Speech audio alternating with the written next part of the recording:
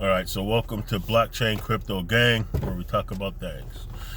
But okay, so Bitcoin crashed today. Of course, all the altcoins also followed suit because if Bitcoin's down 10%, the altcoins are going to be down 25%. That's exactly what we're seeing happen right now. Now, I don't want to get into conspiracies, right? But I am going to put the tinfoil hat on this time, and I have to, because I find it suspicious that today happens to be Genesis block day, right? 15 years ago, today the Genesis block was mine. And it's suspicious that, we're this close to ETFs. Today is Genesis block day, and FUD ended up crashing the market. And the FUD that I've seen, I don't think would have been enough. It shouldn't be enough, right? Like, I don't think anyone who seriously understands Bitcoin and what this means and what's coming up and the adoption growing the way it is, the utility of Bitcoin and these other cryptos, it's hard for me to believe, especially that retailers, because retailers of Bitcoin, I don't even know if we have enough collective Bitcoin that we're holding to really crash the market like that. And I don't think that this news would have retailers selling off. Not retailers that understand there's only a scarce amount of Bitcoin. But it would make sense that this type of FUD with some pump fake quick sales would allow some of these Bitcoin ETF applicants the ability to buy more Bitcoin, right? At a lower price. So they buy the dip. Michael Saylor's buying the dip. That we're going to hear reports of him and other whales buying this dip.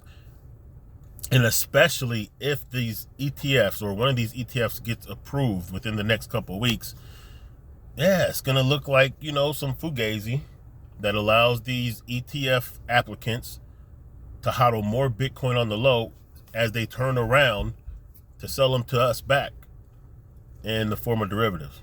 I don't know. I mean, I could be overthinking it, but it's just kind of what I see, It's just suspiciously today, all of a sudden, you wake up and Bitcoin prices are just crazily down, and all these other cryptos are just, everything's down. And we know the ETFs being approved is probably around the corner. And it's just that the FUD that I read and seen and heard just didn't seem significant enough.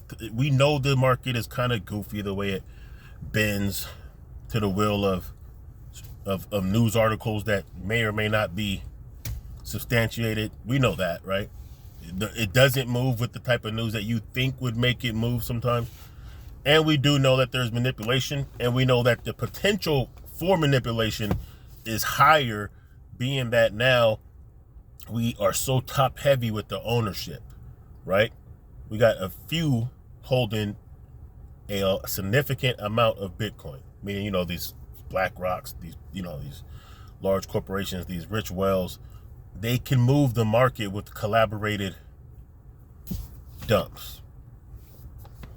So it is what it is. But the good thing is this: I didn't plan on selling any of my cryptos anytime soon. So if Bitcoin went back down to 20,000, that's fine with me. I will just continue to hodl, continue to every week, continue to, allocate. I will, diversify. I will pick up these dips because I know that once the halving comes, you might see another dip because miners are going to get paid less. It might not be cost effective depending on where the prices are at for miners to continue. They may shut down, their machines for some time. But I do know that according to history, 6 months, we're going to be in the most parabolic bull cycle we've ever seen. 6 months after the halving. So I know by the end of next year, we're going to be sitting pretty good. So I just take these type of opportunities as times to hodl. Let's go ahead and get the bag up. I really didn't feel like I had enough baggage, going into this bro. And anyway, I really wanted to have significantly more. And this is an opportunity to do just that. I mean, it's not that I feel like I have enough to make a very successful, prosperous 2024. But hey, nothing's guaranteed. And I didn't, the last bull cycle was my first one. So I didn't really time all of my exit strategies properly. I made some other mistakes that I could have really maximized a lot better. So here's my redo. So I welcome the opportunity to continue to buy dips, because like I know for certain, like there's no doubt, and of course nothing's guaranteed, but I know that we're gonna see a 150 Bitcoin in the next year. By 2025, around this time, we will be at or near $150,000 Bitcoin. And because of that, that's going to pull up the rest of the market. So, I feel like I have the right diversity in my bag. We'll just say that. I know it's kind of looking weird the way the sun has hit me. But yeah, have no fear. Don't fear the FUD. Buy the dip.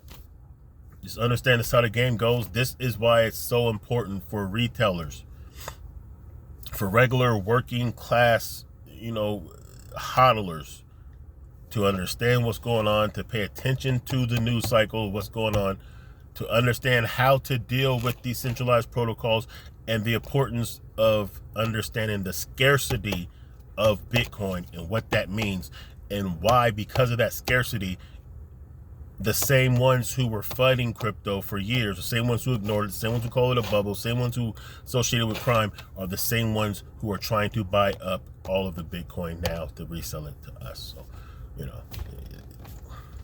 it is what it is. Blockchain crypto game. Make sure you follow on Twitter at CrypTalkP. Like, share your comments and all that good stuff. Thanks for your time. Peace.